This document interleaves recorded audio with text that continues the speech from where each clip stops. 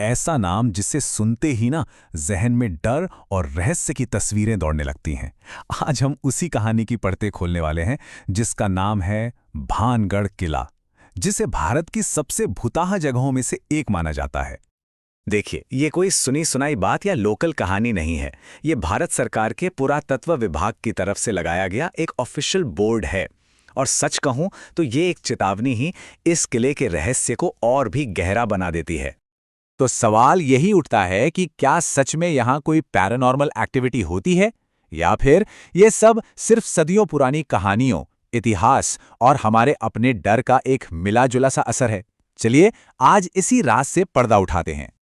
सोचिए जरा, राजस्थान का अलवर जिला सरिस्का टाइगर रिजर्व के बिल्कुल पास अरावली की पहाड़ियों के बीच ये किला आज भी वीरान खड़ा है।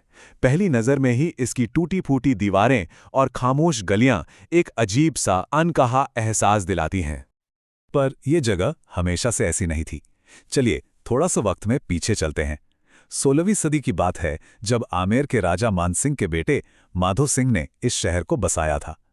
तब ये वीरान खंडर एक जीता जागता फलता फूलता शहर हुआ करता था, आलीशान महल, भव्य मंदिर और हलचल से भरे बाजारों के साथ।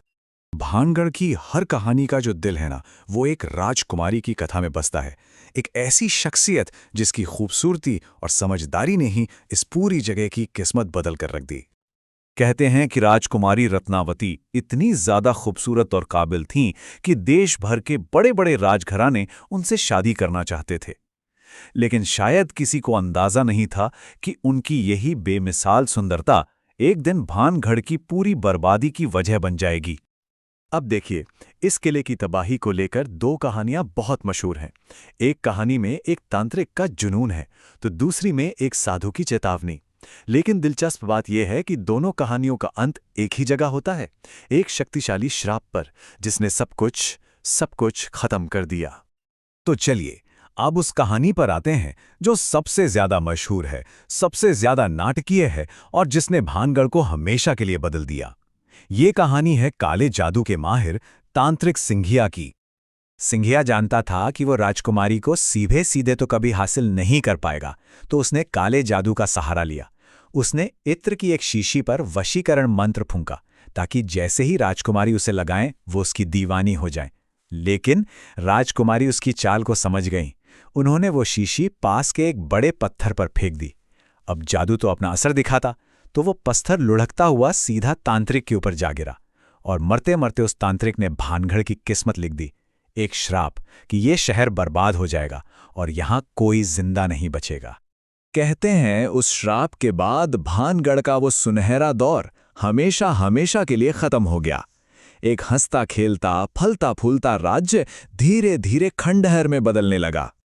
कहानी के मुताबिक श्राप के ठीक 1 साल बाद पड़ोस के अजबगढ़ से लड़ाई हुई और भानगढ़ पूरी तरह तबाह हो गया।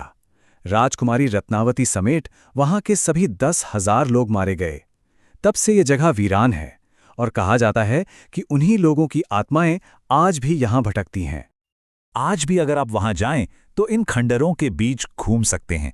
वहां के मंदिर आज भी अपने शानदार वास्तुकला की कहानी कहते हैं। लेकिन एक बहुत ही अजीब बात है, वहां किसी भी घर या हवेली पर छत नहीं है। लोग कहते हैं कि श्राप की वजह से वहां कोई भी छत टिकी ही नहीं पाती। अगर कोई बनाने की कोशिश भी करे तो वो अपने आप गिर जाती है। लेकिन क्या हर कहानी का सिर्फ एक ही पहलू होता है? चलिए अब इन लोक कथाओं से थोड़ा हटकर इतिहास और विज्ञान की नज़र से भानगढ़ को समझने की कोशिश करते हैं।